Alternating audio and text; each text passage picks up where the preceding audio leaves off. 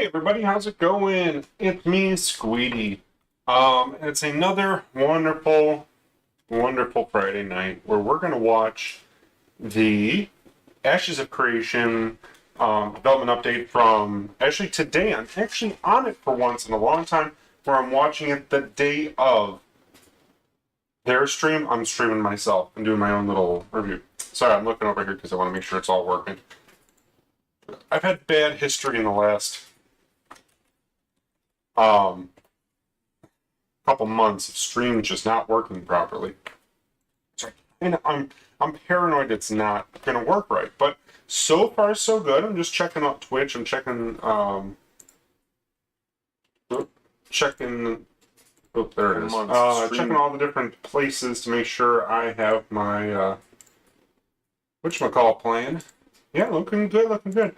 Cool. Alright, I'm gonna leave that be. Got my stuff set up. Who's messaging me? I don't care. Don't care. Don't care. Excellent. Alright, so it's also the Halloween live stream, so it should be pretty good. Let's jump right into it. I'm going to have my commentary like normal. Hopefully you can hear everything really nice. Let me know if the sound is bad, if I'm too loud, if it's too loud, whatever, and I will fix it best I can. Cool, here we go. Spooky! I haven't seen any of this, by the way. So.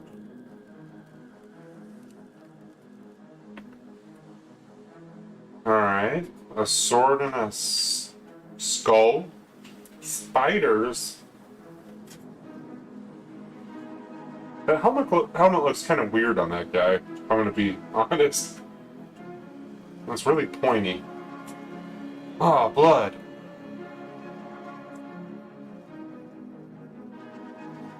I wonder if this is actually footage from the world, like a Halloween event. They're gonna show off! That'd be so cool.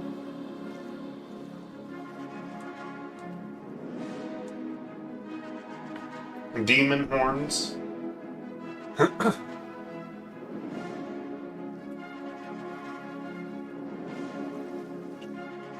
Two.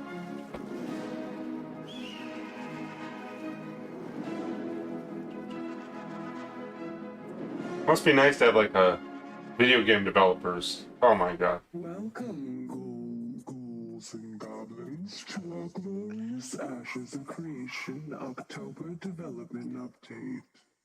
Oh my god. Oh, I'm so surprised scary. Steven didn't know that was gonna happen. That's funny. Welcome to our update. We hope that you've had Where's Steven? In a hotel again? been keeping well and safe. You can blame the community for whatever this is. This is my closet cosplay of a wisp whelk. Oh, it's so Snorse, good. aka Snorse. I love the little eyes that you have coming off of it. That's so cool. It's creepy AF.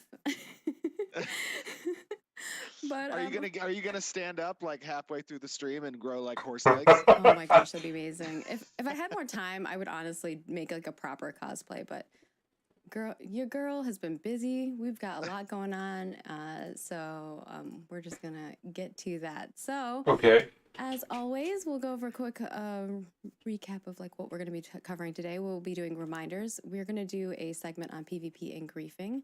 We're gonna talk about our gathering update, which we have spicy. some that zoomed in when you were like spicy. I know. Oh, can I make it do that? How do I? No. I don't know. It like zoomed in on you. That's It funny. has a mind of its own. He's trying to turn that off, but he couldn't figure it out. So enjoy the camera movement. Yeah, I apologize. I once again had to come to Las Vegas last night. Why, Steven? And didn't get to bed until about 4:30 in the morning. Oh my gosh. Arrived He's pretty late. partying. But got here okay, so that wasn't a problem. But I'm not as bright-eyed and bushy-tailed this morning, I think. That and I room can't looks control. ballin', though. I can't control the camera because it just zooms on its own. So At least it's a apologize nice if it setup. Zooms. But it means you can move around and it'll that's keep you true. in focus. And then we'll be doing a really short character update and then studio update and then Q&A. So PvP. PvP. hang tight, guys. We got a lot to show you. Before anything else, obviously we have our reminders, and with that we have our YouTube subscriber comment. You can subscribe to us on our YouTube video, and I leave feel us a like Margaret comment on phoned it, this in. and Like, if you she do phoned that, her you could be selected as one her of the people. costume So in. our first person here is from Space Brain. Space Brain asks, will there be advanced options for HUD customization early on in development? For example, hide name tags That's of pretty players or common. NPCs, choose which HUD elements we hide or show, and have presets for these options to switch between quickly. In open world PvE, I might want virtually no HUD, but in PvP, I want more information Fair enough. available. Can this be done at the switch of a hotkey? So they're looking for more. I know we've talked about customization a lot. We want to Yes. allow for a lot of customization, but will we Yeah. have some presets that people can hotkey? Absolutely. Okay. So That we can hotkey though? customization of UI elements, especially on the HUD, is like a top desired aspect of I our agree. UI team. Colby and Grat and Jeff and Natalie and Drew, they're all working towards having the most customizable options when it comes to those types of things, and being able to quickly change that on the fly.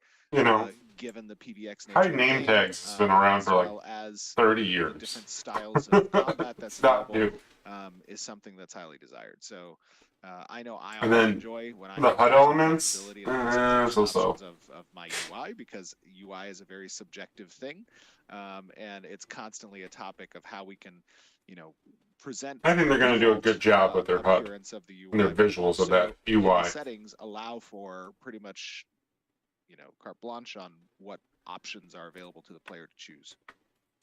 Awesome. And that is our comment. If you want your comment, I say every week I'm going to comment to get myself up make here, sure but you're I subscribed to forget. our YouTube channel and leave a comment on Just it. It will forget. be the development update video for October, not the extra videos that we post. And then, as you may have known, we announced that we are doing Extra Life again this year. Yes! This year's Extra Life, we have some got a bonus streams pregame? for you. We have a Okay. pregame stream over on Friday, Who beat November them? 4th at 6 p.m. Pacific until 10 p.m. We'll be playing a variety of games with some of our developers, so definitely tune in for that. And then, of course, our big 24-hour live stream where we will be playing Pathfinder set in the world of That should be Ashes cool. of I always like Creation. their So you'll get live streams. plenty of lore and action. Now I'll be this one's gonna be a fun one, because we tied in the scope of the campaign from a story perspective to be driven by one of the major points of interest that are present near one of the divine gateways on Vera. Okay. So this gives some insight to a lot of the quests that are involved with that particular point of interest. It's called the Tower of Carfin. You guys heard about it our last stream. And there are I've seen a lot glimpse of it in the distance. Yes, Margaret. Yes, and there are a lot of events that are in Alpha 2 around that tower. There's a lot of quest lines around that tower. It is a major point of interest in the world, and something very important happened there within the Aelan Empire during the fall, the Exodus. Okay. That's cool. And it's set during that time, so you get some backstory behind the point of interest. And I guess I gotta watch it now. Yeah, it's going to be a ton of fun. Definitely tune in. You can already head on over to bit.ly/AOC Extra Life. The AOC and the E and the L are capitalized there. You can head on over there and you can start donating now. All those donations will be part of segment 1 of our donation phase for rewards. But we also have, while you're there, you can affect the game live. So the donation incentives that you can see on the page, these do different things like inspiration, race change. You change places, so some of the characters may have to change places. We had it happen last year. Magic. It was pretty funny. That was pretty funny. Revive, we may need it. And of course, there's a whole bunch of other goodies there. And this year we'll have some pre-made magic items and stuff like that, so we can make sure those are happening a little bit quicker than previously. And of course, one of the favorites, the wild magic, where you don't know what's going to happen, but something crazy will. You roll a 1d 10,000 and you find out what, or 1,000. And find out what happens. So very, very fun. Honestly, it's a lot of fun. If you haven't tuned in one of our previous years, you know, it's a pretty laid back and chill stream. We're playing Pathfinder in the world of Era, but you know, there's a lot of fun stuff that happens. Margaret always keeps it amazing with the rewards and the benchmarks that we hit, and it's for a good cause. You know, Extra Life has been Oreo doing this Tower, now for a number Alpha of 2 years. giveaway? They've Wait, raised go back a to lot that, of Margaret. money with the That was support important of to me. awesome communities like ours, and it's always That's her Halloween costume. inspiring to see the MMORPG community step up to the plate in helping those who are less fortunate, those children who need help in these children's hospitals. And Rades is an awesome children's hospital here in San Diego, or there in San Diego. And it's just it's an absolute pleasure to be able to participate with our fellow gamers. It's a really cool thing. So next Friday, from 6 p.m. to 10 p.m. Pacific time, we'll have a little bit of a pre-stream fun with some members of the team. And then Should be cool. next Saturday, that's a week from tomorrow, we're starting at 10 a.m. Pacific time. Make sure to stop by. You don't have to donate. Just come partake in the festivities, chat with us. I'll stop by. Really Last year, I think I just forgot. To be a part of something special. Just didn't show up. It is pretty amazing what you all Chubby do Bunny. to help. They're doing a Chubby Bunny challenge for $5,000. Absolutely. Yeah, it's precious. But as Steven said, we do have Ooh, an a info lot of unlock. milestones.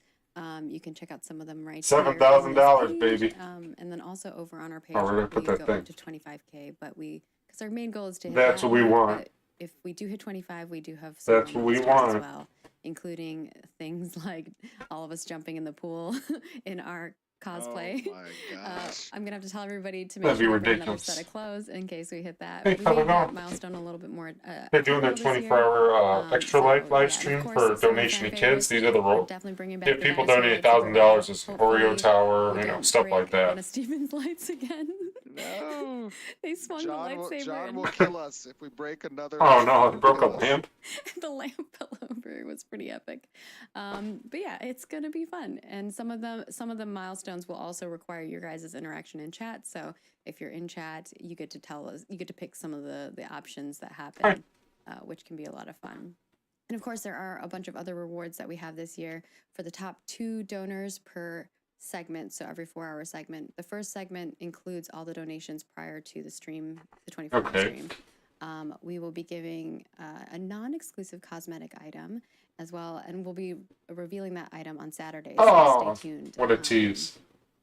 For the Saturday stream, for the 24-hour live stream. And we'll also have the Alpha 2 Access, which you'll get access to, and a random board game from our selection, which will show a whole selection of those as well.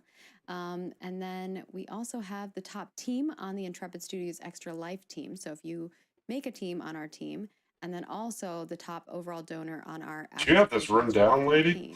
You will both get the 2022 Intrepid Extra Life Top Supporter Bundle, which includes the non-exclusive in-game cosmetic, as well as Alpha 2 access, and a bundle of 10 Alpha 2 codes that you can give away to your friends, family, viewers, however you like, and a personalized video. Oh, they do have it. Stephen Sharif. And also, we might be doing something called a Death Nut Challenge. Death Nut? Are they allergic to during nuts? the stream, which is interesting to say the least. And lastly, every year, I don't think we have ended a charity stream on time, nor without me receiving several pies to the face, which is always fun. Yes. We definitely are bringing back the pies to the face. So, yeah, it's a lot of fun. And then, of course, any team that raises $100 or more on the Intrepid Studios Extra Life team by November 8th, 2022. So we'll leave it open a little bit longer and also give us time to get a little rest in before we pick the winners. That will they will be. I should join the team. To be drawn do my own stream. A 2022 Intrepid Extra Life Supporter Bundle, which will include the non-exclusive. Only Ashes was out. We could stream it too. And a bundle of codes, as well as you guys are killing us your here. choice They of did an that. Elgato Wave 3 or a Stream Deck. So hopefully, for those of you who are maybe smaller streamers, I have a Stream Deck. Or can get up to $100 to raise. you can potentially get some increases to your quality of your stream and things of that sort. That's So cool. we want to give back to everybody. Hopefully that I'm gonna have to covers go a lot back of and read stuff. all those And beyond that, we also bundle have items. our cosmetics that are swapping over. Definitely read the lore for this one because it might not look as spoopy this time, but if you read the lore, some creepy stuff going on. Cult stuff is always weird. But the Accord of Autumn, check it out. These will be swapping over on November 9th at 11 a.m. Pacific. So if you want these, snag I them don't now. like any of these. The Of cat course, all looks of these okay. variants made, help That's us like, make the game. right? These That's become like, NPCs kitty. and creatures and buildings in the world. But definitely read the lore about them because they're pretty cool. And with that, let's swap over to PvP. PvP. PvP. And Steven, if you PvP. would like to kind of preface this, I think before we start going deep into the PvP and griefing, let's kind of cover what the basics are because I think everyone's definition of what griefing is different. So yes. Can you define to us what you mean by griefing when you're talking about it? I didn't know that thing showed up on the stream. That is a good question. So first, I asked Margaret this week to include for our stream today a section to discuss PvP, risk versus reward, and griefing, right? In the live stream, and that's because there's been some healthy discussion within our community and within the MMORPG And that really zoomed in on his face. about what types of systems players have played in the past that are flagging systems. Star Wars Galaxies, that's all I say. What the role of that system played in combating griefing, but allowing a sense of risk within the world. And then what is our objective by implementing, let's say, an open world flagging system? That's tough. And I wanted to have an opportunity to kind of discuss and convey once again, and I know we've done this in the past, but obviously as development continues, as we provide updates of the development and it garners more attention and more eyes from the MMORPG player base at large, and not necessarily those of you who have been following the project for a long period of time, you're going to get new users and new members of our community who are excited about what they're seeing. And they're going to learn about systems slowly over time. And the one thing I want to make sure that we are very clear about within the Ashes of Creation community is that we are always polite and that we are willing to explain and help direct people to information. There is a wonderful resource out there that's managed and built by Lex, who's one of our great community members. It is a good wiki. Who has taken a lot of information, references, resources, and poured it into an Ashes of Creation wiki. And one thing I would recommend to those of you who are new to following the project and excited about the potential of Ashes of Creation, make sure that you engage with our community on Discord, on the forums, on Reddit, and you ask people questions, but also that you take it upon yourself, if you are interested, right, to go to the Ashes Wiki, to go to our website, to go to YouTube and kind of watch and explore and read and take in kind of everything that this game is about and what its philosophy is meant to represent and why the game is being made, right? That's a really good step to take if you want to be an informed, consumer and follower of the game. And of course, if following development is not for you, that's totally fine too, because it's not a journey that's made for everyone, and that's cool.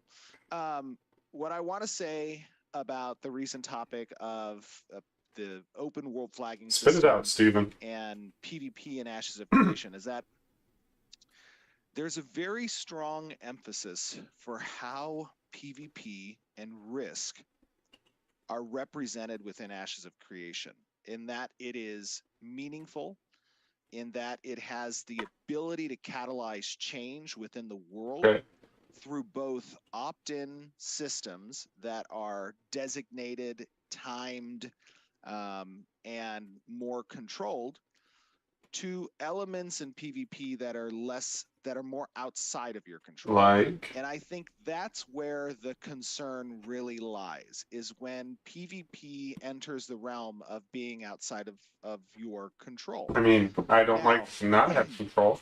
The reason I believe in player behavior that we have concerns about the ability for others outside of our control and consent to affect our gameplay is because oftentimes in games where that's the case, you run into a state of griefing.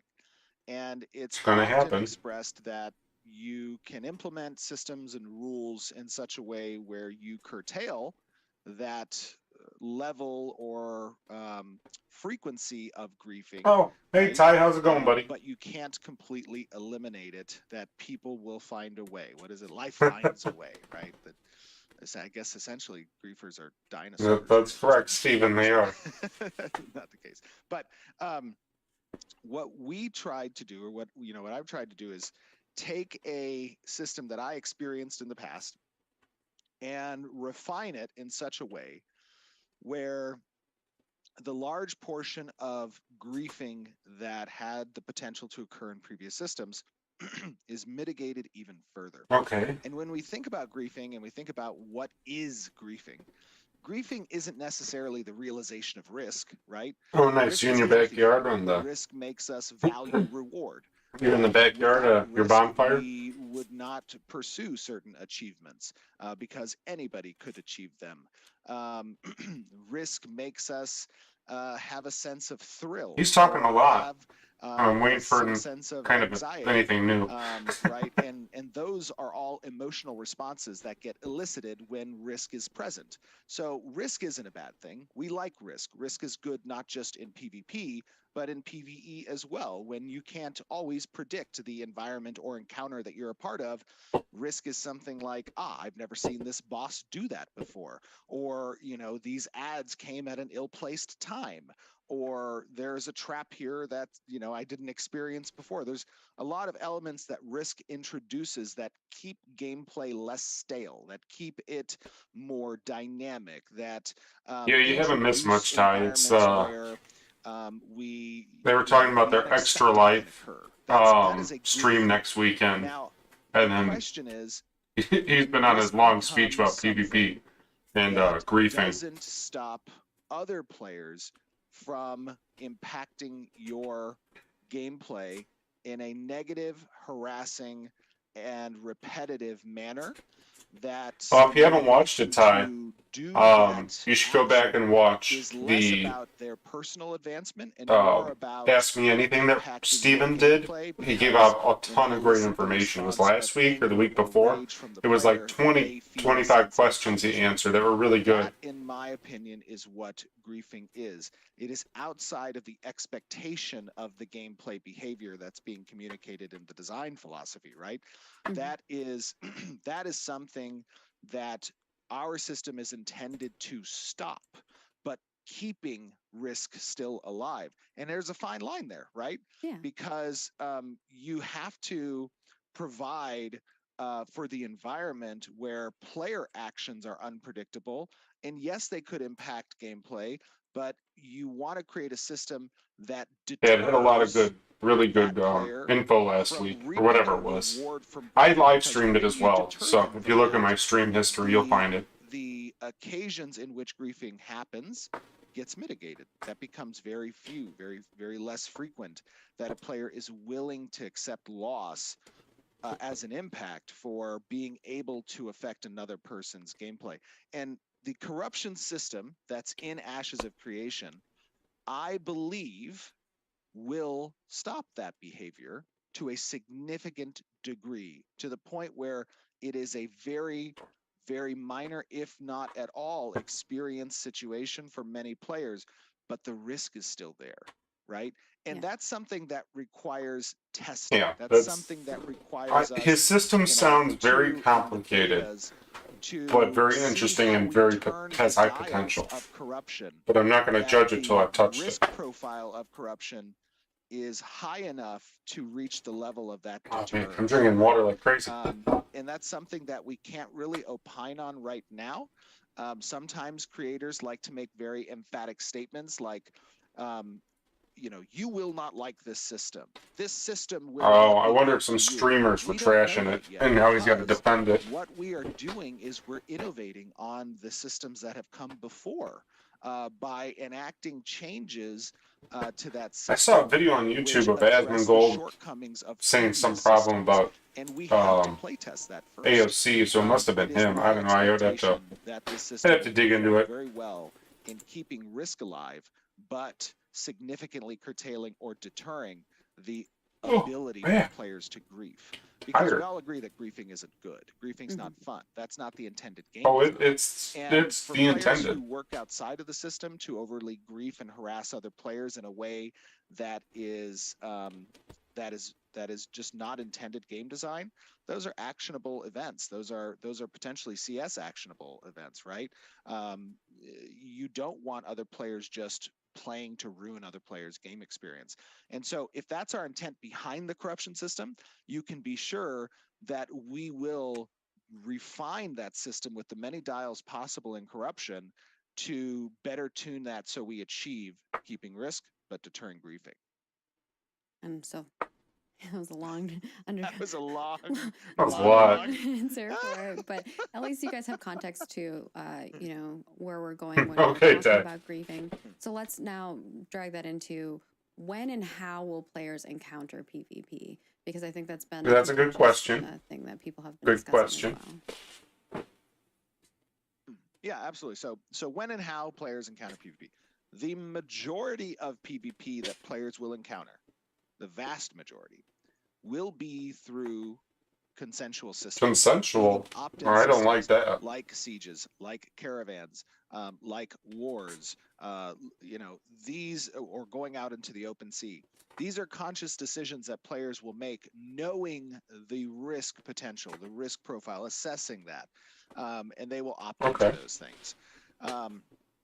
But as we discussed with the open world flagging system, there is a possibility that players will contest dungeons or contest raids. Oh, I'm gonna do that. You and your friends I'm gonna might go be a ruin part somebody's raid.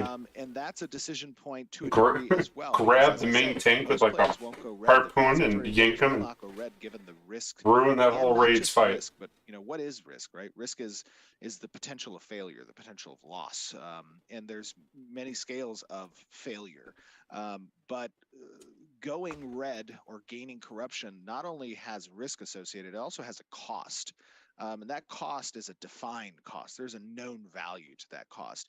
You raise your cumulative PK score, which increases the future corruption that you might gain, which dampens skill efficacy in combat when you are corrupt. You gain 4 times the death penalties when dying as red. You can't trade your gear or interact with vendors and NPCs or store gear inside of a storage chest while you're red. Okay. So it mitigates the potential you have to potentially safely get rid of that corruption. So you need 2 sets of gear. Potential to drop equipped items and gears if you are corrupt. So it's almost certainly a negative return on the investment of going corrupt, and as a result, very many players will not engage with the system. But again, it's a fine line between keeping risk there while deterring griefing. And you covered a bit of this just now, but one of the things that has come up in the discussion about this topic is other games have flagging and corruption systems, but they still have issues with users griefing each other. How is our flagging system and corruption system going to deter that? Well, in a majority of cases, the experiences that I've had where the corruption system doesn't accurately address the potential for griefing is when the system has essentially failure points where the corrupt players can create a PK alt, right? That has the ability to be logged in or logged out at a location where you're protecting, let's say, the hunting ground, and you have the ability to support the PK alt through healing, and you might not flag by doing so. The alt has the same level of damage output and has no risk of loss there. We address that by having the skill dampening so that that PK alt is ineffective in PvP and doesn't have the ability to kill. You can return fire against a red target and not, go purple so that you're a valid Okay. target for PvP. The red targets will have to continue to accrue that negative corruption if they wish to defend themselves. There's a logout timer assigned for players who have corruption that's very significant. And even if they force disconnect their client during that time, it still persists in the No. world. There's the potential to They drop thought of everything on this armor one. They and really gears we have. discussed. There's 4 times the death penalties that are accrued through negative experience that's gained, which means that even in the negative experience, it also applies potential skill dampeners and keeps them from accruing normal experience as well. There is an added, these are all things that I've changed in the system that help to safeguard some of those loopholes. Now, of course, as we said, we can't and we don't want to 100% remove the ability for that risk to be alive, for that risk to be realized. But what we do want to do is make sure that those occasions are few and infrequent and are not the majority of a player experience, let's say, in the open world. And we do so by incorporating all of those risks and costs into a decision to gain corruption and PK another player in the open world. It's just not going to be done often. I like that. And that is my expectation and opinion. It's also the goal of the system, is that griefing is not a viable option or play style. And as a result of that desire for the system, we will fine tune it in such a way through testing that that outcome is achieved. And that is the intent and purpose of the design. I like it. All right, that was very good. That was a very good explanation. Next part of this is obviously there are situations where we as developers cannot. Man, that camera zoomed. Those changes, or we might not foresee something that players. At least he's got pants on. How will we handle targeted harassment that happens in PvP? For instance, like maybe there's a streamer and now they're just being farmed, right, or whatever that might be. There's many examples of that. What was the question there? I'm sorry. How will we handle targeted harassment that happens? Oh, I see. Targeted harassment. I lost the question too. As I said previously, when a player takes their play experience to the point of harassing another player and doing so on a repetitive basis in order to diminish their play experience, and that is done, it is a breach of what our code of conduct is expected in the game.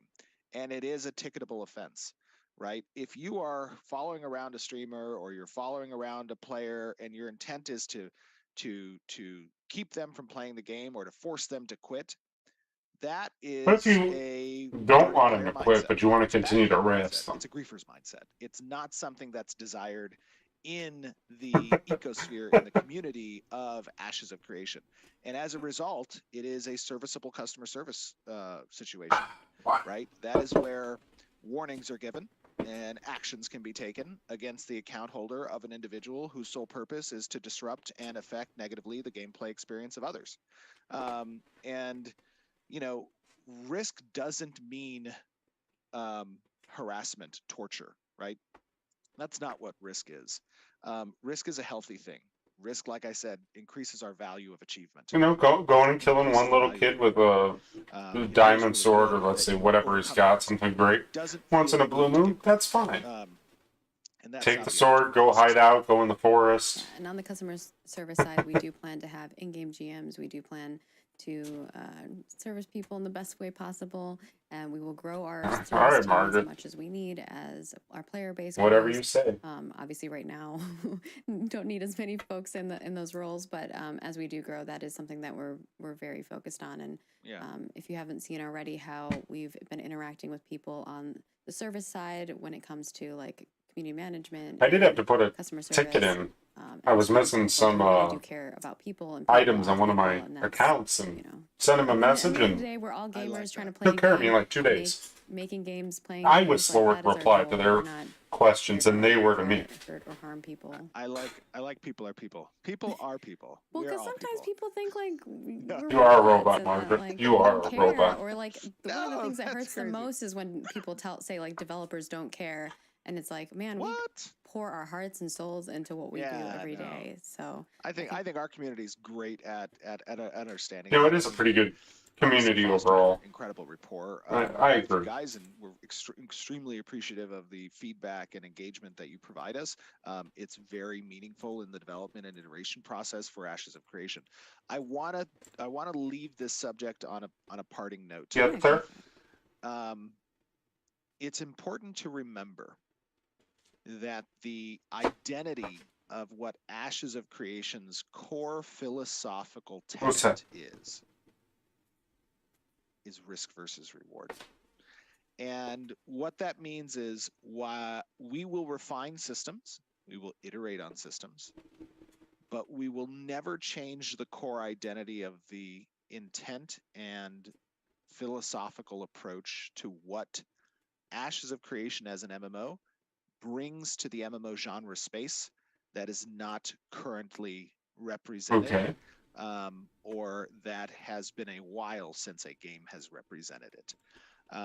And while the discussion is healthy and we want to make sure that we are relaying accurate and informed opinions to the broader community who might be less involved in following I Ashes gotta of stop Creation, clicking stuff randomly. My bad. we don't want to make assumptions. We don't want to relay information that's Nah, not bad. accurate. We don't want to relay that intent that's not accurate. What we want to do is express that Ashes of Creation is endeavoring to build a risk versus reward centric PVX style game. And that intent and purpose will be delivered upon, and it will not change. We will fine tune, we will test. You did good, Steven, there. Now you're stretching it too long, in my opinion, but that's fine. Of these systems, but that core philosophy will stay the same. And with that, all I right. think we might have some videos to show. Videos. Let's move on to our Videos. gathering update. Gathering. Yay! So first and foremost, let's Come on, little firework button. preface this video. We have a couple videos, so do you want to do? Well, let's do the first one first. So, like, if you want to. Yeah. So first thing you're going to be seeing right now on screen is the last time you saw a gathering update was last year after Alpha 1 or during Alpha 1. So August, September timeframe. And okay. In that time, there has been I some hope changes. so. Are you okay over there, little guy? To the intent and purpose of the gathering and harvesting systems within the game. All right.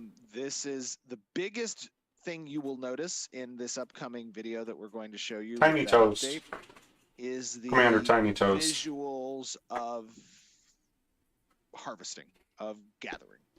Okay.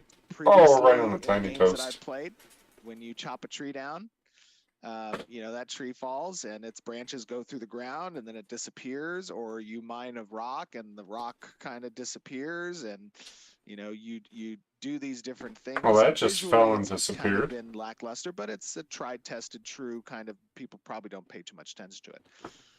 What we're creating with Ashes of Isn't this just what Creation is Alpha 1 very had? much, you guys know this, a passion project. It is a painting to lovers of the MMO genre, and as a result, we are going a little bit extra in the visuals. In the visuals of Yeah, that says Alpha 1 content. And it's all to the point of creating a very immersive environment. So that's the first big noticeable thing you're going to see. The second is going to be the information behind some of the system changes that have occurred within Ashes of Creation, and what is available and what is Okay. now. Before you watch this video, keep in mind where Gathering was last year. I'm watching it and right how now, it's Chief. changed this year visually. So you have that video as a reference piece that you're seeing. Mm-hmm. And you're about to see the changes here. But I want to preface this point. This is before Alpha 2. Oops. This is still a work in progress. That includes visual effects, that includes the environment. We know, that Steven. We includes know. the UI, and it includes the sound design. So Do we chop a tree down all and of it those sounds like a things are cup works hitting the in ground? progress. And you'll see the night and day difference between last year and this year. And I want you, as you're watching, to extrapolate how work in progress will move even further Show me. beyond this point after Show Alpha 2. me. Show me how I'll chop down But I trees for the think you guys next are gonna 20 be years in impressed this game. and happy with the video and visual changes. And I want to make sure that you listen carefully and take into account some of the questions we ask you guys. And when you go and you make comments and you give feedback, that you take into account what those questions are and you answer them very specifically.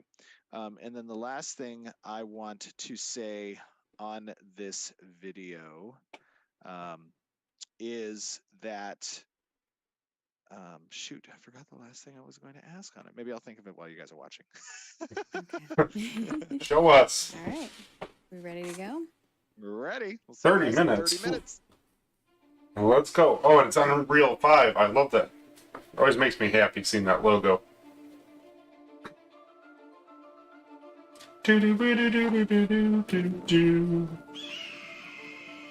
Chopping some trees.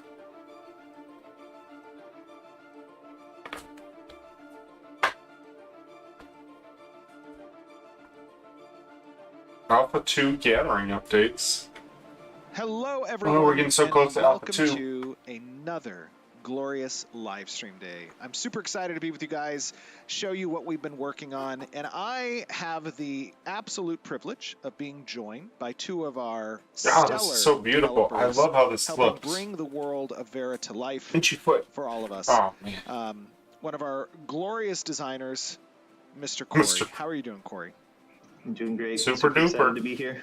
Excited to have you here. I'm excited to go through with the community and get some awesome feedback on the changes that have I love happened this since Alpha 1 smoky visual last effect year right there. to I a lot really, of that's so cool.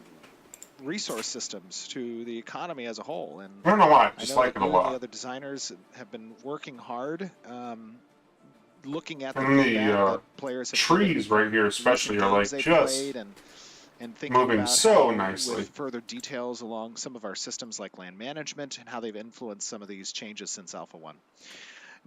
And we are also joined by one of our absolutely phenomenal senior gameplay engineers, Mr. Alex. How you doing, buddy? I'm doing pretty well. Excited to be here. Excited to have you as well, because of course the magic lives in the code. And you have done an awesome job in helping design and bring to life the desires that they have for this system. And we're going to get into, I think, some fun discussion about Chop what some trees. it took to make Chop some of them. this stuff possible. So, as some of you out in the community may already be aware, this live stream, this demonstration is going to be about our gathering and harvesting systems. And, you know, while we are hard at work and getting things ready for Alpha 2, there have been some significant changes in the direction of how we're approaching general harvestables within the world. And we want to be able to obviously show you guys that. I think, you know, right now we're recording this on Thursday, so this is pre-recorded.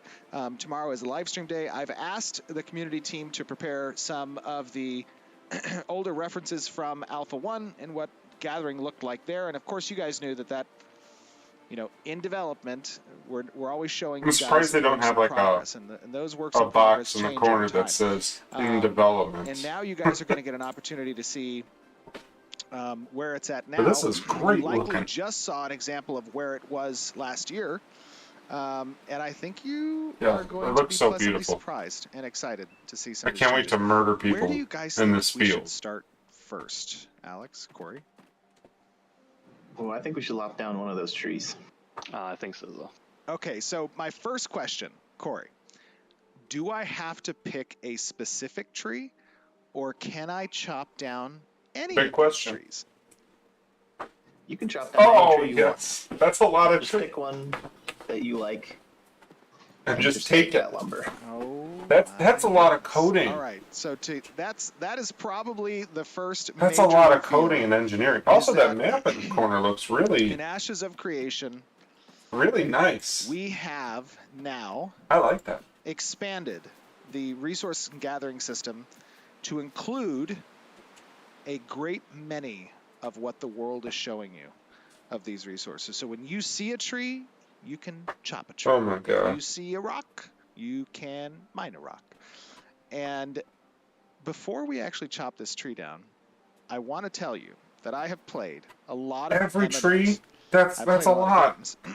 It really And is. I don't think I want him I to chop have the, ever or seen a tree fall I want him to this to mine high that of a rock visual back there. fidelity standard. See if it actually is truly any rock. And let me just chop this down, and then we can talk about what it took to get here. Chop. All right? Does this tree look good? Should we chop Just this chop one them down? all. How's Just the chop angle? them all, Are we gonna get a Steven. nice view from this angle? Okay, all right, let's just chop it. I like the visual little pop on the dot on the tree. I love the new UI. Oh, I know. And the sound. Get ready. It's happening.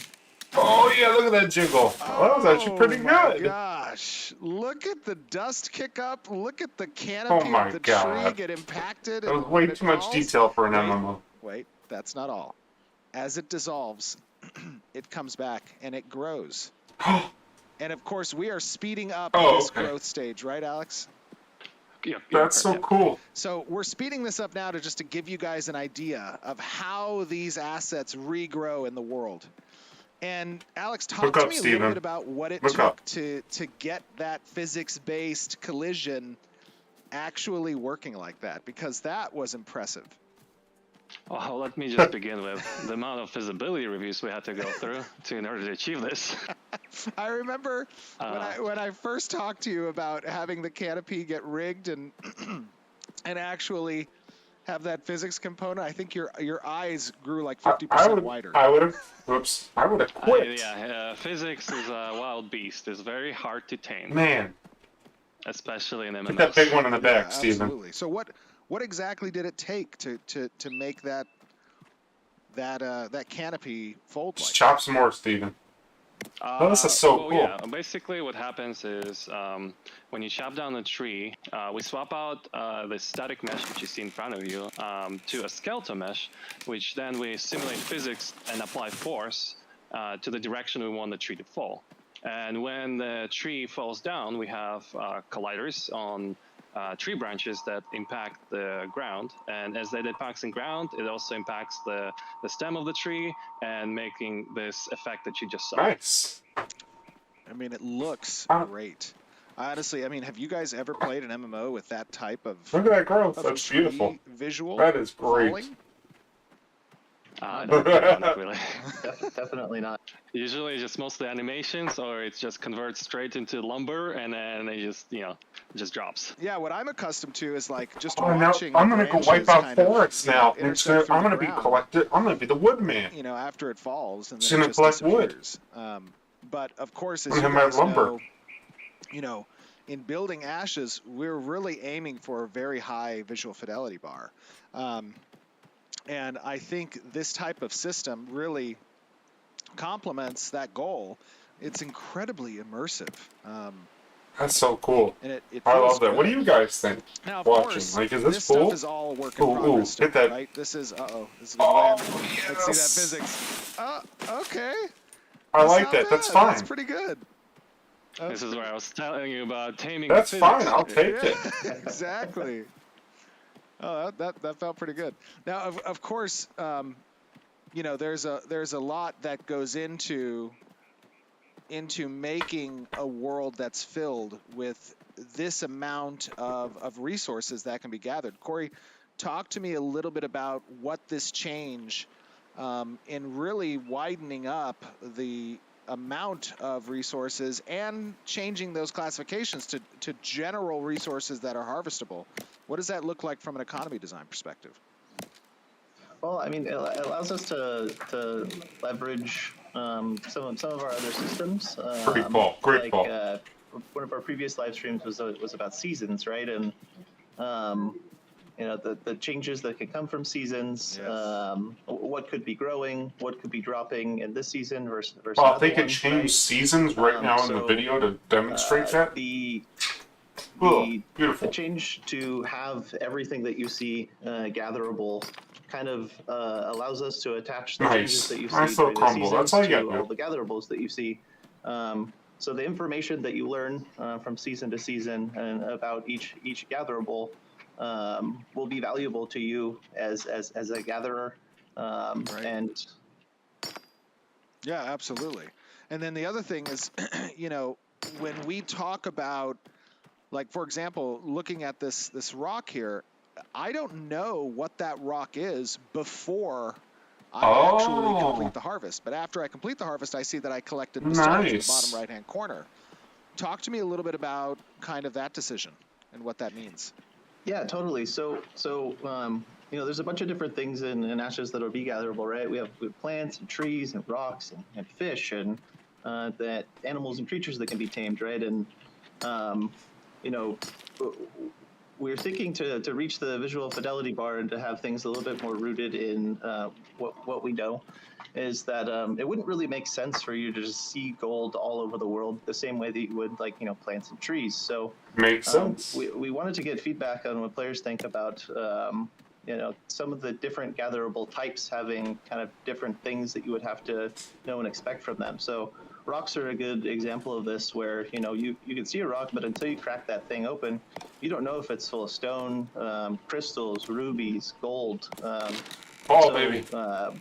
We wanted to try that out with that's some slow of our one. gatherables to have players have to open this thing up, and that's not to say that we players won't stumble on a nice lode or vein or geode of gold.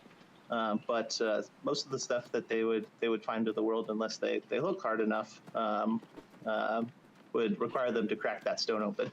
Right. I like that too. And of course, there are additional systems, some that we haven't really gone into too much detail on, but as an example, surveying can play a key role in helping players to identify locations How do you survey? of rare resources within an Is it area. a Is that skill? correct?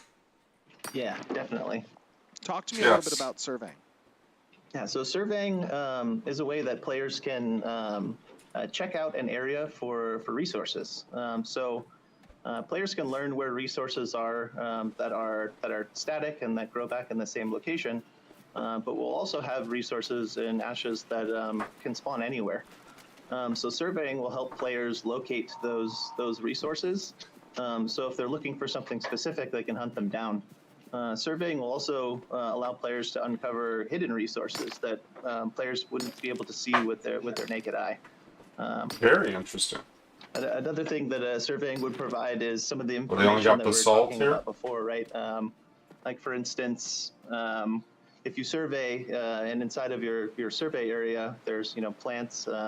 You might learn when that plant, what season that plant likes to grow in. You might learn whether it likes to be watered during the winter versus how it likes to be watered in the summer. You might learn. I see that the interior of this rock now has ore in it. Yeah, see, you found one with some iron. So not all those rocks are just slabs of basalt. You might find some iron, maybe some gold, maybe some copper. We'll see. Oh, that is super cool. This one was also iron. Very nice. It looks like you found a Did little. Steven little just iron cut that deposit guy there. off? And so when players interact with the survey system, talk to me a little bit about what that interaction looks like. What exactly does the survey Pick some berries. gameplay layer feel like? Yeah, so you'd work with a surveying tool, and you set the surveying tool down, and that tool would have a specific area in which it's able to uncover and extract information about the resources that are in the area. So as a starting out gatherer, you might end up with one of the tools, right? But as you progress and become more proficient with using the tool, you might be able to set up additional pylons and extend the area of your survey. More pylons. Yes, I'm yes, sorry. pylons. So, right, and so that allows you to start kind of making shapes and having more strategic areas that you're Oh, surveying. nice. Right, He's you using a little sight. could connect 5 apples. multiple That's an pylons apple to tree? create a shape. Pretty sure that was a Maybe bush, you but could okay. follow the twisting caverns of a cave. Maybe if you're out in the open like we are here, you could just try and make yourself a nice widened shape to scan as I much love of the those area as apples from possible. apple So bushes. it'll be up to the player to be tricky with their surveying tool to try and get the most efficiency out of their survey. Okay, I would like to point out one thing, is that are Okay, these he apple saw it too. bushes? I'm collecting Yes. apples, and they're like from a bush. They are from a bush. That is It's a awesome. different world, man. Hey, this is Vera. I know.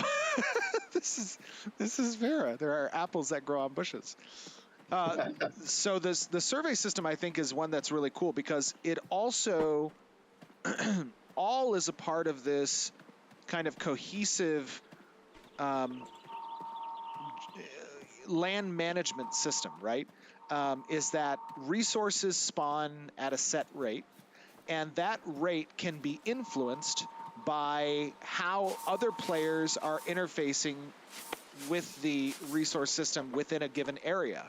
And if there is a high traffic and a high volume of interaction Yeah. that is yielding these general resources or more specific and bespoke resources, then that can have a deleterious effect on the land management score of the area. And how does that affect the resource spawn? Yeah, it could be positive or negative or both simultaneously. So the land health value, right, ties into the health of a specific ecosystem, and the ecosystem can kind of scale with different segment sizes of the world itself, a biome, maybe a node, maybe a player's freehold, and the things that a player does in those areas will contribute to health in a positive or negative way. So, doing something like rotating your crops might increase the health of the land because that's considered something good to do. And maybe apprehending or removing poachers that are overhunting a certain species. That's a good idea. Could That's be cool. helpful to the health of the land. Maybe the mayor puts out a request for players to try and get rid of invasive species that are plants. Maybe they're overgrowing weed and it's stopping other valuable weed? plants from growing. Yes. Did Steven know about this? He's just like, this is my game. I'm surprised. Yeah. So every action would feed into a positive thing in one area for the health of the land, but it could also have repercussions in another, right? If you overhunt predators, the prey have no predators picking them off. So the spawn rates of those rabbits that the wolves usually take care of could go up. And maybe if you overhunt the rabbits, the wolves want to find another place to go. So the ecosystem health and land health That's gonna be system really allows us complicated. to really root players into the world and learn about their surroundings, learn about what Eco-terrorism. You can go to your enemy's area, like their node, work within and manipulate that system. Right, and are you just telling me destroy their my land. management is poor and I cut down all the trees, my land would just be barren for like long periods of time? Ooh. Yes. Yeah, it could definitely Eco-terrorism. extend the amount of time that it would take for what you want to grow back. Oh, that's cool. That is pretty cool.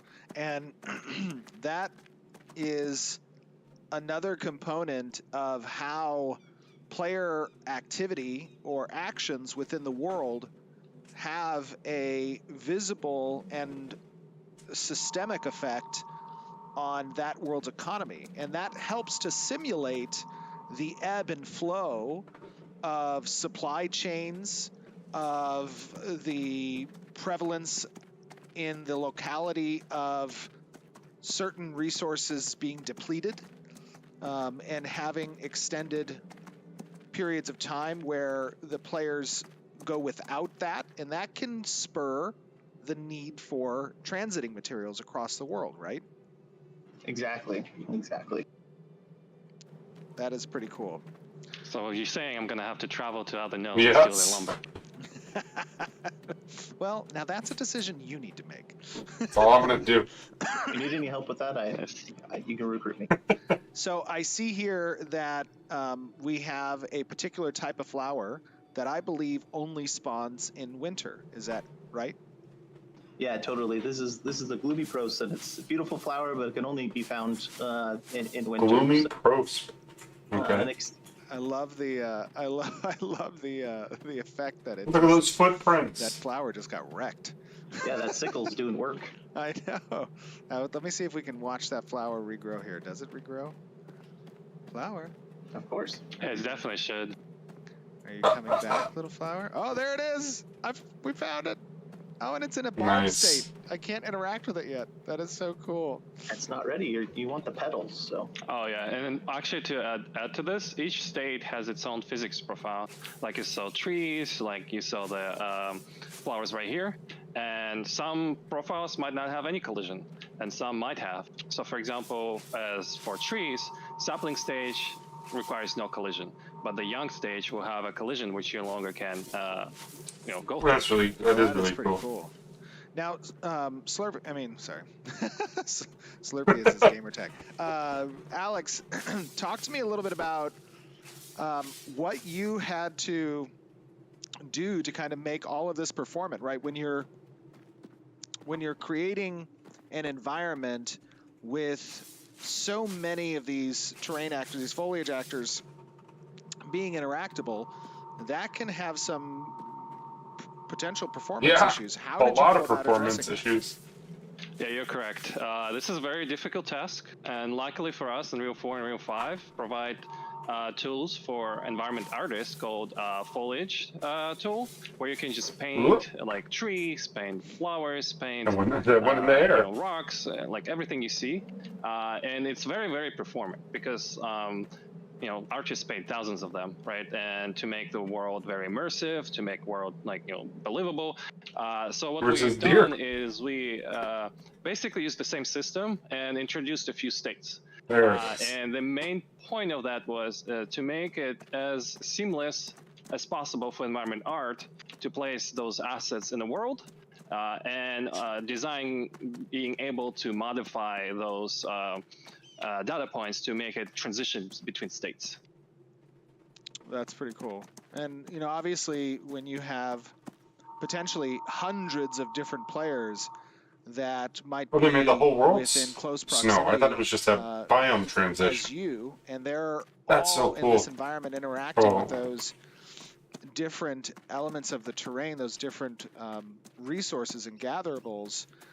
This is a nice way for us to ensure that performance is still nice. good. This is Correct. I think the biggest thing would be here also networking. Yeah, there's no apple being bushes. Able to, have I guess they're there. They're just barren. Less data as possible to send to the clients, so it's more performant on the server. That's cool. One other thing I want to talk about is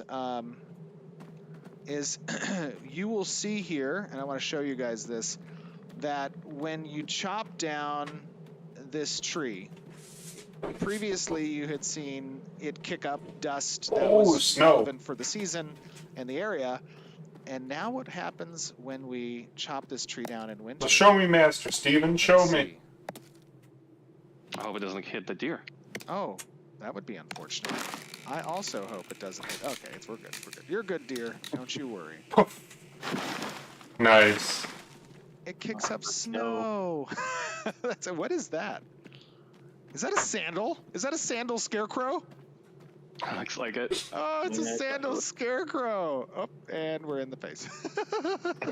I think there was a collision of the skeleton mesh that you're wearing. That was cool. This is awesome. A giant I love burning that. tower That in is the so background. Cool. Little sandal scarecrow. Oh, and it's growing. That's really cool. Yeah, that is super. Yeah, cool. I agree, Steven. So there are really two main points of player feedback from this demonstration that I want you guys in the community to think about. when you are talking about what you saw What's today. that? The first What's one that? is, how do you guys feel about the change that is incorporating a much higher amount of gatherables in the environment, right? Now, obviously, like I said, these are general resources that are primarily geared towards construction and development. What's that green thing up the there? transit of materials across the world You through guys see that? caravans, What is that? repairs, and then they are general resources that are used in a Some evil power. much more foundational way of creating higher tier mats that then get used in recipes as well. But how do you guys feel about I the like it. broadening Leave it. of the How it is looks great. resources available out in the wild? And then Yeah, the chop that big boy second down, Steven. thing that we want to get feedback on. What was the second thing we wanted to get feedback on? The visual fidelity that we're trying to reach. Oh, right. Yes, the visual fidelity. How do you guys feel I'm already blown away. about the visual fidelity Honestly. of these trees and the rocks that are, oh my gosh, this one is going to take a while. Get ready for it. It's a big tree. It's a Timber. Timber. Oh my gosh. Now, of course, there are some things that you guys are not seeing here because they're not yet implemented, but professions will, of course, introduce layers of accessibility based on the type of resource, the size of particular resources. Isn't that right, Corey? Yeah, definitely. Yeah, your progression within the profession will take account what tools you can use. There might even be some opportunity to do some gathering with other players. That typically in other games that I played, you usually do the gathering Team alone, effort. venturing around alone. Lumberjack. We wanted to take a look at maybe having a friend help you with a true person. Yeah, on a that'd be tree. fun. That's a big tree. Some panning that you could do as opposed to just hitting ore with a pickaxe. So we'll have other tools that are part of that progression path, and then other activities that players can do if they would like to gather together. I see it now. Lumberjack Cool. event. And Just then whoever chops the most on trees. top of that, progression within your profession can also speed up the gathering times that you have. And another important note is that, like, as these resources reach different stages of their maturity in coming back, right? You see that plant kind of growing back. You could potentially access the resources at earlier stages as well by having high advancement within Makes sense to me. profession. Is that correct? Yeah, exactly. The speed, the time at which you're able to access them, maybe the amount that the thing yields will all kind of tie into your expertise at that individual gathering profession, and also the things that you're using to do the gathering.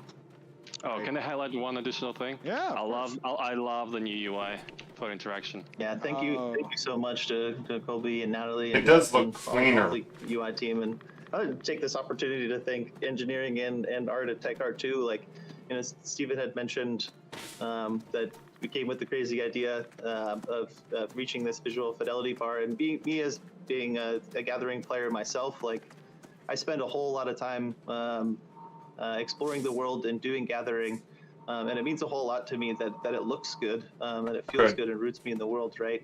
When players spend hundreds or thousands of hours exploring around, and each time they interact with these things over and over again, they just disappear, or there's not the level of touch that we're trying to put on here. It doesn't feel quite right. So the fact that everyone kind of rallied together to offer something like this, like, absolutely, it just makes me super excited to play the game. I want to play the game. I know. We all want to play the game. Let us in, Steven. Let us in. Let us in. You guys are in the guts of it. Come on now. Okay. There is one other thing I want to talk about is also how you guys feel about the interaction of surveying with revealing resources within the world. And without that element, for example, what we showed you today with mining, you may not know what you're going to get until you complete that harvesting action. How are you guys feeling about that? We think that it creates an interesting dynamic between utilizing resources necessary to initiate that surveying sequence and That's fine with me. what it represents for players as they choose to spend their time and or Skill points. the meaningful choice they might make in moving to a particular area based on what resources are available in that location and discovering that through the surveying system. That's another point of feedback that we want to collect from you guys. So with that being said, are there anything else that you guys want to chat about before we close off? That was a lot. That I was a think we lot covered of it all. info. Just thanks for including me in the chat. I appreciate it. Absolutely. And can't wait to hear everyone's feedback. Super excited. It's going to be a lot of fun. This was lots of fun. Thank you for inviting us. Absolutely. I think it's going to be a lot of fun to watch players interact with the new gathering systems as people get to, see how surveying and land management accompany player actions within the world. So with that being said, guys, we did want to give you this update on where gathering has come to now, both from a visual bar as well as give a little bit of insight to the new systems like surveying and land management.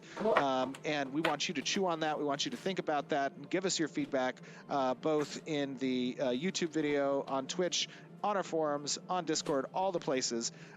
We, of course, appreciate that, and it is a very important step in bringing you guys Alpha 2 and ultimately Ashes of Creation. Can't wait So for Alpha 2. I can't thank wait. you guys. Hope you enjoyed, and we will see you back on stream. Bye-bye. Bye-bye. Bye. That was such. I love that video. This has been a good month. There, Ask Me Anything was great. This gathering thing was great. Welcome. Yeah, it seems like a lot of people enjoyed I did, seeing Margaret. the update Not and finding your out that water everything's person, harvestable. but Well, not everything, but almost. gathering was good. Yay! Yay! But with that, we know you guys have a lot of questions, so I did gather some of those. But we do want to go into a little bit more detail on a couple topics here, because we'd be here all day if we tried to cover everything. But there are a couple things that we wanted to also just share with you all. And the first thing is a little bit more information regarding surveying. So I'll kind of toss that over to Steve Everybody's yawning. in regards to that. Yeah, absolutely. So, for example, you guys saw when doing the mining that for the particular mining nodes that were present in the video, you really didn't get a sense for what was within the rocks until the mining was completed. And the purpose of that is to emphasize systems like surveying, right? Surveying is a component of of different professions, different gathering professions that require materials and tools to create in order to utilize the survey system. But when you deploy that survey, and it's a different type of survey gameplay layer based on what you're looking for. If in the case of mining, you're looking for locations, rarities, and a chance to proc different pulls out of the rocks, you set up these pylons, as Corey was saying, and you do that in an area. And that area might grow depending on your progression within the profession and the skill points that you allocate into surveying. The surveying period of time might be extended based on that progression as well. So you have a longer time frame by which you can survey the area. And it will indicate to you locations of certain hidden resource nodes. Hidden, you say? As well as different How types do I get those of resource hidden nodes. ones? So gold, for example, can be demonstrated in the world in 3 ways. It can be demonstrated through those rocks you're seeing us mine. It can be demonstrated through a vein of it appearing within a cavern, and it can also be panned for in different river environments as well. So you might not see all of those things gold visually unless you were to survey. And you would also get a breakdown of the potential rarity of those nodes and what you can pull like pure gold when trying to mine a particular rock. There's a reward table that's associated with it. It has a chance to proc that pure gold resource. And surveying will help you identify the highest chance locations for those as well, so that you're able Cool. to achieve them faster than other players who might be looking for the same thing. That's an element of what surveying really represents in the gathering side. Worst case scenario, and you just mine additionally 10,000 redwood. When just you sell talk it. about the profession level required to access certain tools or to harvest certain size trees, and that will also require that the player have achieved a certain level of progression within that profession in order to do those things. Corey also talked a little bit about combo resource gathering or team resource gathering. One example of that might be, depending on the size of the tree that you cut down. That's going to be a big tree. When that tree falls, that fallen tree would stay there and for a period of time. Big tree. And if you have a tool that's a 2-person saw, you can have another player begin to saw that tree with you to collect additional tree resources. And that would be something that you would require a friend who's available or someone who's nearby, and it would grant resource gatherable to both players. That's cool. In that situation. And make depending on your friends. performance as you interact with the Or just have my son play with me. Of that gathering action, you would require inputs from both players in synchronicity, and the performance of that synchronicity would yield a greater potential outcome as well from the harvesting event. And would they both would both parties or whoever's helping be able to grab resources then? Yep, both. He just said that, Margaret. At the completion of the said that. resource gather, yes. All right. That covers another topic, which was the grouping, group Yes. harvesting. And then we also had some resource expertise content that you wanted to cover as well. I'm so sorry. Say that last part one more time. Resource expertise. Resource expertise. Yeah, you wanted to talk about that. Did I want to talk about that? I think we'll probably reserve that one actually, for because we want to present that in a little bit more comprehensive way. So. Okay. Do you want to add that with the ecosystem management or? Yeah, the land management, I know we have a big rollout for it, but I can touch a little bit on essentially It's what a land big management rollout. is. Land management is a way to take certain zones and radiuses within the world that are undergoing interaction from players who are gathering within that area. And depending on when they're gathering certain things, whether or not those things are mature or they're gathering them while they're still potentially young, that can impact the land management score of that zone. And when the Like I land said management earlier, score eco-terrorism. begins to dip and there's not Go to your enemy single node action and that destroy increases it. its value, it can cause a detrimental effect on respawn timers, on the random allocation of node spawns for resources within that area. It'll be less likely for rare spawns to occur. It'll take longer for them to mature. And it will potentially diminish the return rate of gathering events on those resources as well. There's other effects that can occur. Now, this can be a counter push back against, or essentially a throttle and a counter push against how much players are taking from the environment and not giving back to it. It can also be an offensive action from potentially. I just said that, Stephen. Don't tell the Maybe populace. isn't at all out war with your location, with your node, but they want to impact your ability to progress. We're so doing that. I'll get my guild together. We'll ride our horses over the next node and destroy to them. your area to decrease the land health, and that's kind of an offensive action, right? Policies could potentially be enacted that I love how that tree protect slides certain there. actions within resources. That was so And we'll smooth. expand more on land management in future articles or live So streams. smooth. But know that that is a system that accompanies, again, representing a opposite reaction from the game system to the player action, and eliciting that change within the world as a result of player activity.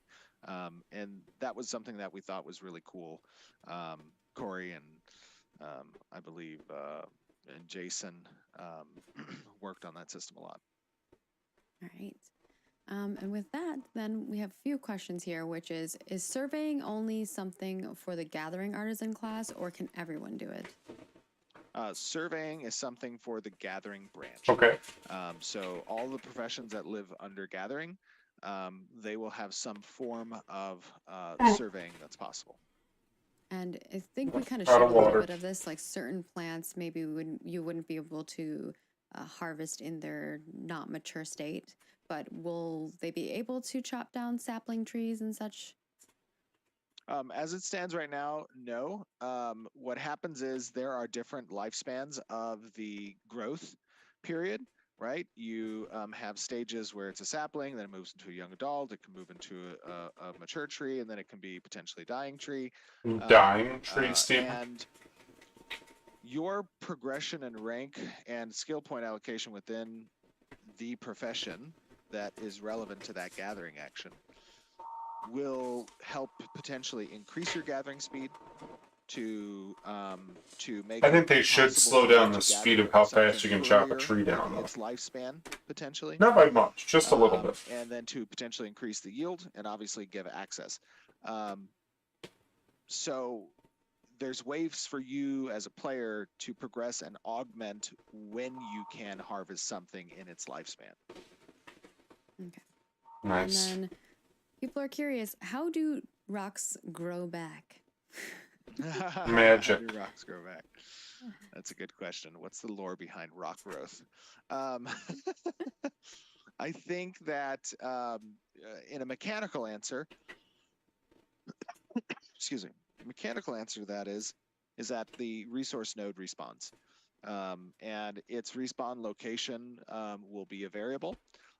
It will be randomized. It won't always respawn in that location per se. You're seeing that now, but that's because some of the coding is still outstanding. So these rocks and trees are going to move too. But so that you'll never have the same server ever. Than where you previously the same area. This pond will never be the same. That's the crux of what the question is trying to ascertain. Will I be standing at a location waiting for something to respawn and then it maturing over time and then just accessing it? And that's not the intent of the system. Yeah, a few people did ask that, and also asking if a player or NPC is near where something's growing back. That's a good question. You get bumped. When they're near it growing back? Yeah. You mean like from a collision perspective? Yeah, like if I'm standing near it or when NPC is. When the collision would intersect with the player capsule, then it would offset the location of the player capsule. It would move them, or it either that or in some scenarios the collision would be disabled until the player moves out of the collision box. And the flip side of this is what happens when a tree falls? Do I take damage? I wish people. Do NPCs take damage? No. Yeah, no, it doesn't do damage. It's, right? That's a fun mechanic. There's lots of games that have it. I've experienced it. It's interesting. But in environments where you have player density reaching in sometimes the hundreds, it can create an almost comical type of environment.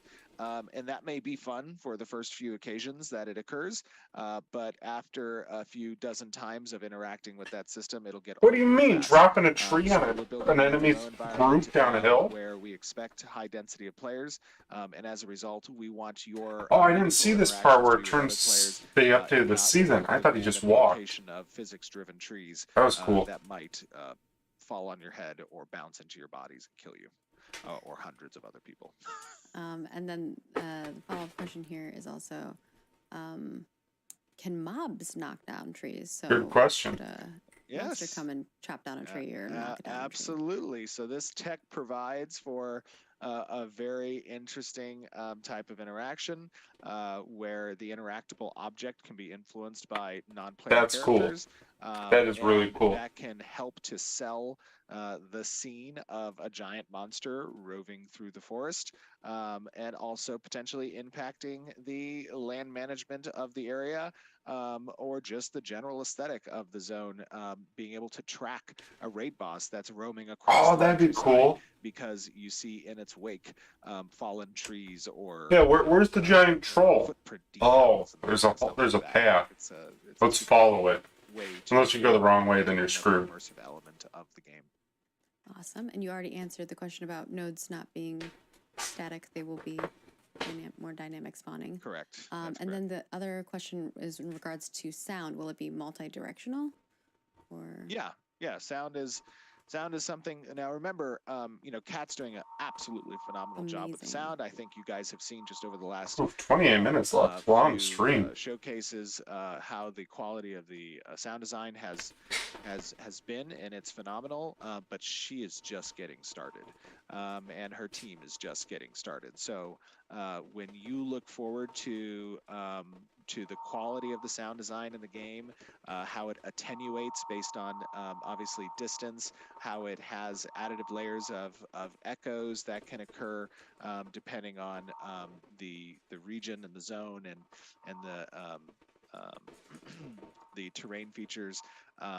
I think you're going to be in for a treat, and you don't have to necessarily believe me on that. Just look to our performance on things like the character creator, on things like the weather and seasons.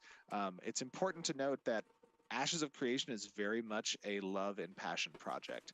And the cool thing about love and passion projects is that when you reach for the stars in creating, an experience that is top of its class, that is a shared desire amongst all of us at Intrepid.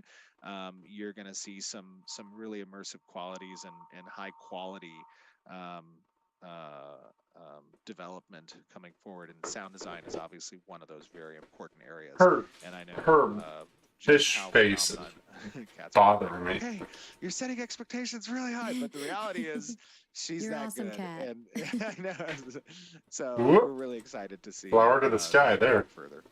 Yeah, and I think the last question here that I'll wrap up for this segment is going to be, folks do have concerns about resource griefing to some extent, which is a great topic of discussion that we've had earlier. Will there be enough gathering items for people to harvest? Is there going to be? Do you have solutions for some of There those should be issues where enough. people might be There like, should be a limit. we're keeping these nodes to ourselves and not allowing other people to get them, that kind of thing? I think that again, we get back to this philosophy question of risk versus reward. And when you think about the availability of resources, probably one of the most instrumental keys of making that foundationally a rewarding system is through the introduction of scarcity. And scarcity by definition means that there's not enough for everyone. And in that regard, you're going to get player behaviors that are driven by scarcity, such as wanting to protect the land around your node or locations with rare spawns when they occur. A mithril node might pop up. So you're saying defend your node. And some guild might want to try to lock down that node. And they may do so by utilizing instruments like declaring war on other guilds or declare war on everybody. Essentially trying to you want my capitalize on steel? that I'll node mess you before up, everybody boy. else has the opportunity to do so. Again, to the point of open world PvP, it's extremely unlikely in the goal of the system is to deter the potential for PKing. That likely will not be the case in the vast majority of situations because of the detriment of doing so, right? We deter that significantly. But that doesn't mean we don't want conflicts to arise from scarcity. The desire is that conflict does arise, and it's organic, and it feels driven by purpose and meaning, and that purpose and meaning is capitalizing on the rarity, the scarcity of the resource that not everybody has access to. That creates compelling environments. It creates tiers of success. And if you're always down at the bottom of being able to capitalize on those rare spawns, now you have motivation for why you might want to achieve either better gear or stronger alliances or stronger friends or a guild that you can rely on. Those things help you climb the ladder of success. And that is something that is a core philosophical tenet of Ashes of Creation, and we won't ever step away Nice. from that. Cool. Just saw people talking about it. Figure it's a good thing to discuss because there are balances, and I think like the economy element of that is very important. You need Yes. to want to get those resources, and people need to want to try to keep them safe. I'm gonna hoard my redwood And lumber. with that, we are going to head on to our character art. It's a Good. smaller segment today, so you know. Q&A. Let's go. Buckle in, guys. We're not quite done, and then we'll get into our Q&A segment. So, Oh, with that's cool. character art today we have Jinxie's wonderful skeleton warrior. I think I have Yeah, a, spinny. There it is. little 3D turntable of that as well. I'm gonna have to watch this on my phone because I can't see it. Oh, there we go. Whoops. Okay. It's in the I run got of show as well. it. I Like know, but I that. don't have a computer. It's like over there. That looks really good. Yeah, they look really cool. I love their armor. It looks pretty great. awesome. Yeah, I love these guys. You might be seeing them in the Pathfinder Ooh. next week on Saturday. Bum bum Yeah, bum. that area is gonna have a lot of spooky stuff in it. Some hints on how to build your character for those of you who are participating. Next up, we've got our bandit slaver. So you're going to see kind of the creation of them and then the actual model as well, which is pretty awesome. He's pretty creepy. I think Keith did this, yeah? Yeah, He does look really. Keith did this one. It's Looks not great. okay. He's gonna whip somebody. I like his little lantern too. Does he have the lantern? Yeah, and in the, is it a lantern? It's like a interesting device. Something inappropriate, Yeah. perhaps. Oh, Should turn There you off the go. brightness. I'm like, I don't think it's a lantern. Yeah, I think it's manacles and Oh, they're a man. device to prod you with. For some reason, my vision isn't as good as it used to be.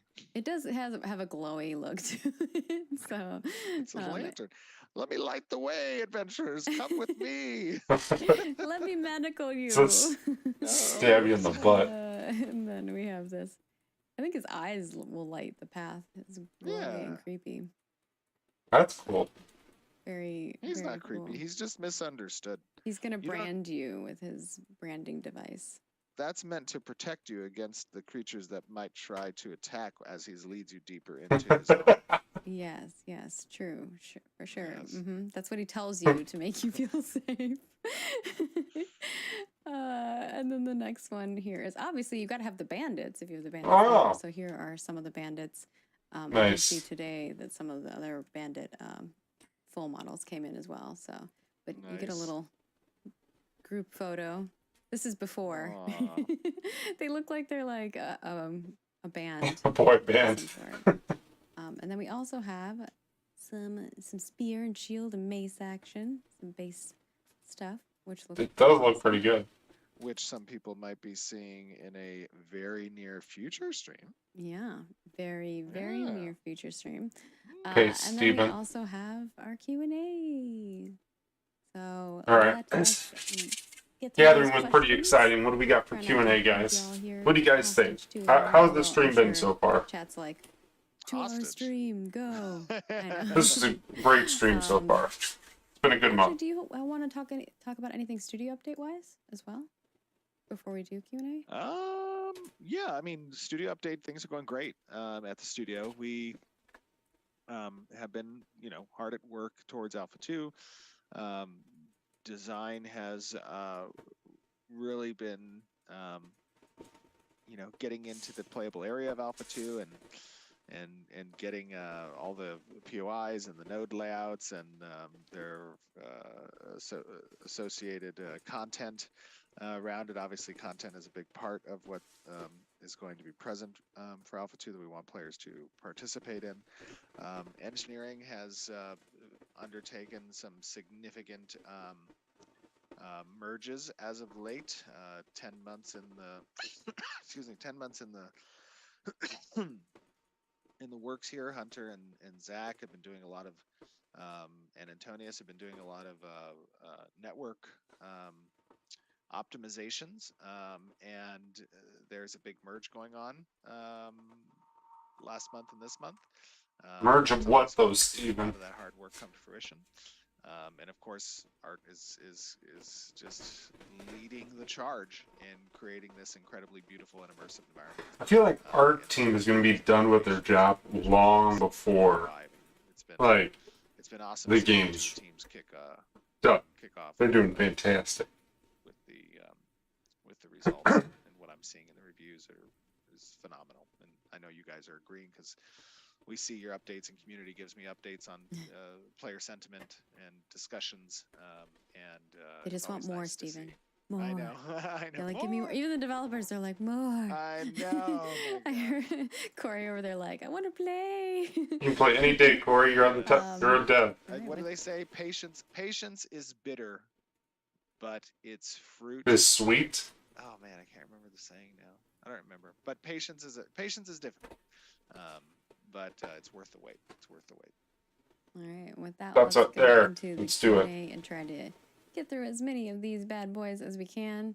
I'm going to start with some of the PvP-oriented ones because I feel like they are Sure. contextually make sense with what we were discussing before. So Dolium wanted to know about player corruption. Actually, all three of these will be player corruption-oriented. They were asking, how will you address the possibility/inevitability of players purposely having low-level characters with max-level professions to mitigate against being ganked via giving more corruption/imbalancing the risk versus reward idea? You're muted. I think you muted yourself when you coughed. Sorry. It's all good. It's important to note that there are certain requirements that come with professions. Those requirements take into account the dangers and locations that are level dependent within the world. There are also some requirements when it comes to the ability to use certain types of tool sets and or surveying options that kind of make that a bit more difficult. But also, the intent of the corruption system is to deter PKing, especially with the level disparity.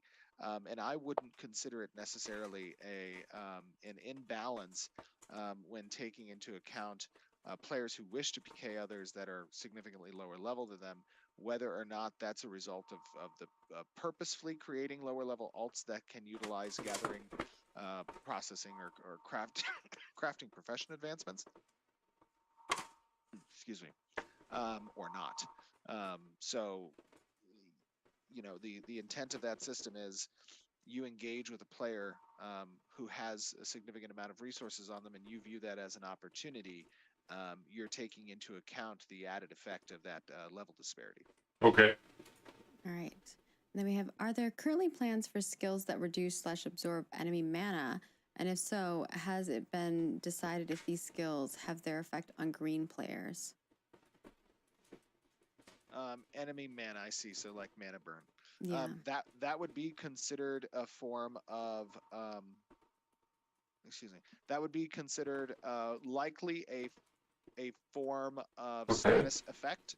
And those types of status effects would not be conferred along with the ability's damage outcome. So if the target player were not flagged as a combatant or did not have corruption, then they would not be subject to the status condition. Okay. And then Golid wants to know, will killing a player's mount, battle pet, beast of burden give corruption? So Correct, if a player yes. and their creature, you kill their creature.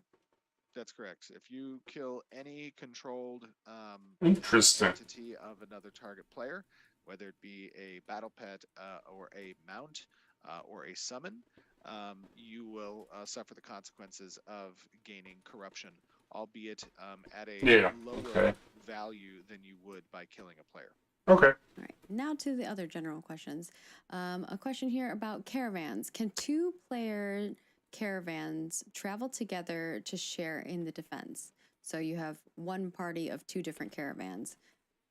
Can they kind of defend I see. together? Yeah. So no, This is from Overthrow. each caravan is its own bespoke event, essentially, that you would choose to participate in. And you wouldn't participate in more than one at a Okay, time. makes sense. Now, obviously, there are different sizes of caravans, and we haven't talked about how we've rejiggered the capacity systems and the new crate systems that we've introduced. But caravans have the ability to carry small, medium, large, or extra large types Extra large. of crates, essentially. And if you were wanting to run, let's say, things like a decoy caravan in order to try to get players to participate in the combat of that particular caravan, those are also valid tactics. So the intent isn't to have shared. This Steven guy's a thinker here. Participation. Him and I, we got the same brain. Louis W wants to know about naval ship combat. How will the ship firing system work? For example, will the shell hit where the cursor indicates, or will they have to calculate the projectile drop and manually adjust the elevation of the weapon? So it depends on the type of weapon. There will absolutely be weapons that are projectile based that will require leading the target and predicting the movement of the opponent, NPC or otherwise. And then there are faster type projectile weapons that would reduce the predictive nature of the longer projectile times, right? So that might be something like a harpoon. When fired, it impacts a target within its range within a matter of a second or two tops, whereas you might have a potion launched that could potentially take upwards of 3, 4, or 5 seconds to impact, depending on the angle of the fire. All right, and then Mycology wants to know about arenas. Will the game's PvP instanced content, such as arenas, have level bracket caps, since the leveling process is intended to take a while? They will have level requirements in order to participate in the arena, but they will not have bifurcated brackets, essentially, that would have separate player pools. So you will be a minimum level requirement in order to participate in the system. And if you achieve that minimum level requirement, you're able to participate in the same pool. There will likely be some form of ELO system associated with arena participation that gets flushed on a seasonal basis as well. Cool. All right, and then Drunk Ninja wants to know about professions. Now that the shipbuilding profession is no longer exists, how will we build ships? Ships are built in adherence to a recipe. That recipe requires components. Those components adhere to different professions, different crafting professions that require a player to kind of intersect and or craft or purchase those components from the different professions. And then once they have those accumulated, they can do the construction process through the recipe system at a harbor. And then Roni Scipone, which I love their name, wants to know about gathering. We kind of answered this, but I think this is a very specific version of it. Will a party of gatherers be able to extract more resources in a dungeon than a single player gatherer? Situationally, yes. It depends.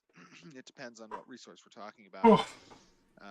Excuse me. With the it's getting late. Introduction of these group-based or multiplayer-based resource gathering options, a single player wouldn't have access to that. So depending on the type of resource and whether or not it interfaces with a group resource option, then the answer there would be obviously yes.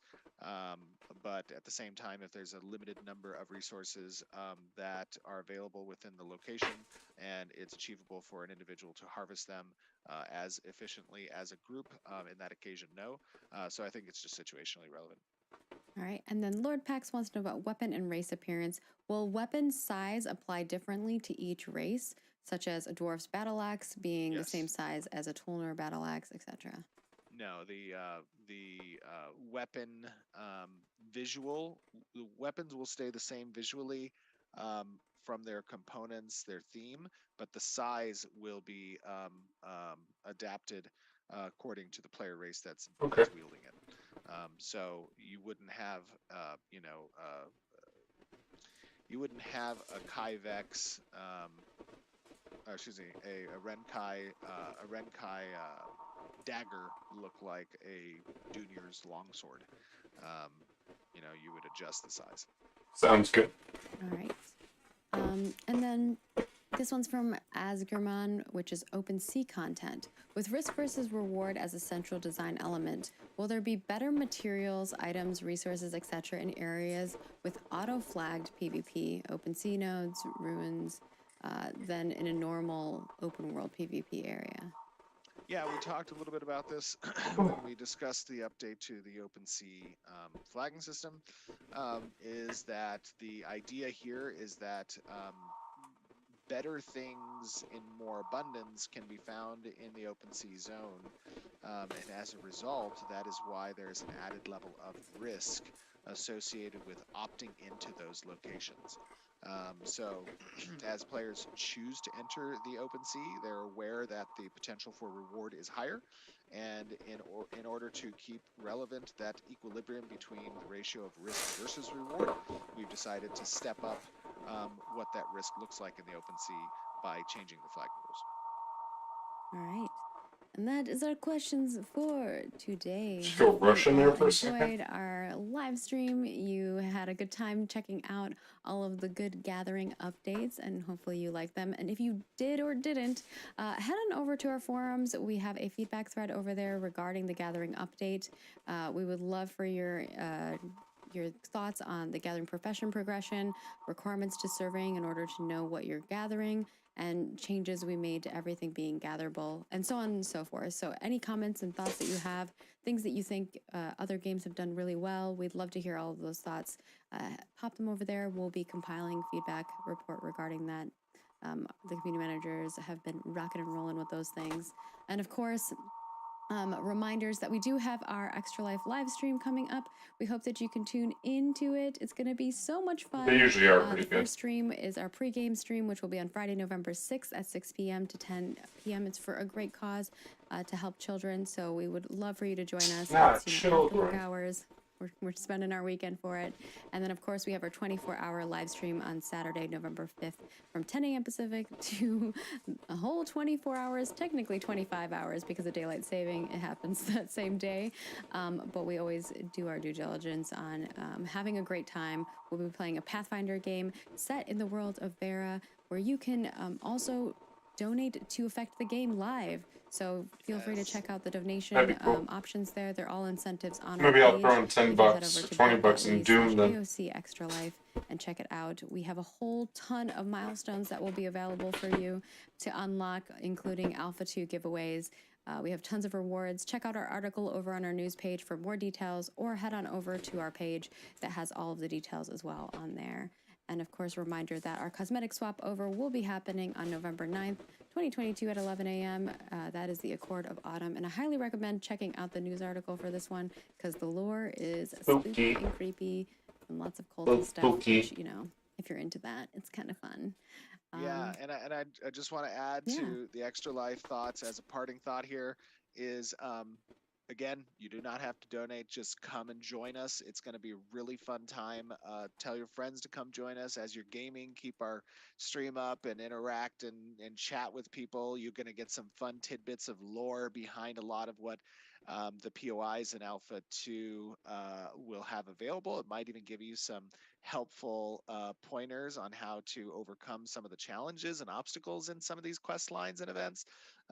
That I think can be super fun, but ultimately it's really just for a good cause. And hey, you know, it's a fun time. So try to set aside some time, come chat with us, be a part of the community, and it's really for a good cause. And I think it's something important for communities to be part of.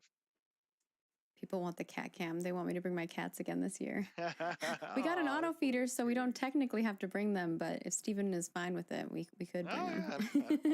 They did enjoy getting lots of pets last time. Yeah. Hopefully they don't course, get into one of the death nuts though. That The would be death questionable. oh my gosh, no. Be careful though, because Lucy does try to eat weird stuff. See, that's what I'm saying. Yeah. She might eat one of those like 12, 13 million Scoville death nuts. No, we'll keep them away.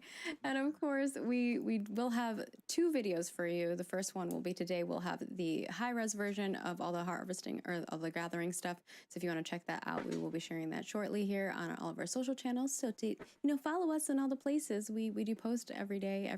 Our team is always rocking it. Twitter, Facebook, Instagram, Snapchat, whatever your jam is, we're probably there. Ashes of Creation.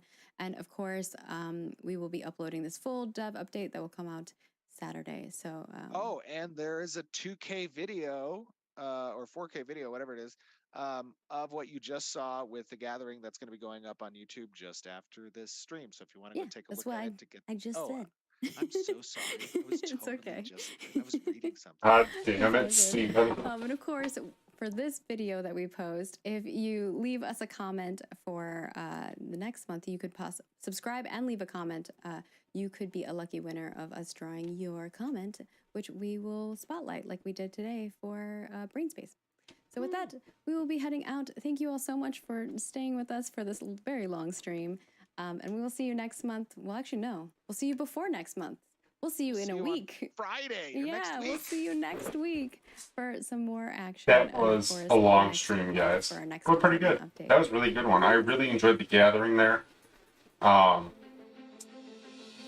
That gathering video was really good. I'm super happy that they made everything. They originally a long time ago said that every single resource, tree, whatever, would be harvestable, but now they've accomplished it. I'm totally excited for that. I can't wait. That should be great to have in the game, and especially their whole concept of I forget what the terminology they already used, but maintain, or, land maintenance or whatever you want to call it, the health of the land, and having that manipulate the world as you go, because you could destroy. It could be the fall. It could be a fall season in your node. You could destroy it ecologically. Then winter's just really crappy. And then spring is crappy again, and you probably won't get trees properly till summer. And then there'll be summer, so you will miss out on all that spring flowers or whatever they were that were in abundance that you could have harvested. Because you abused the land previously. So that's really cool. I can't wait for Alpha 2. I'll be streaming that constantly when that comes out. And if you're looking for me anywhere else, squeetee.com, on YouTube, Facebook, Twitch, Squeetee everywhere. I don't stream very often, but I am putting up some regular videos on YouTube. Pretty much gameplays. That's what I like to do. But I do like these watch along live stream doohickeys that we did tonight. I really enjoy these, and if I can get some good conversations going, that'd be even better plus. But once Alpha 2 comes out, I'm going to be streaming that regularly, and we'll have a good time. That's all I got, guys. I appreciate it. Thanks for stopping on by. I saw a ton of people coming and going. Thanks for stopping and watching, and I will catch you all another time. Bye.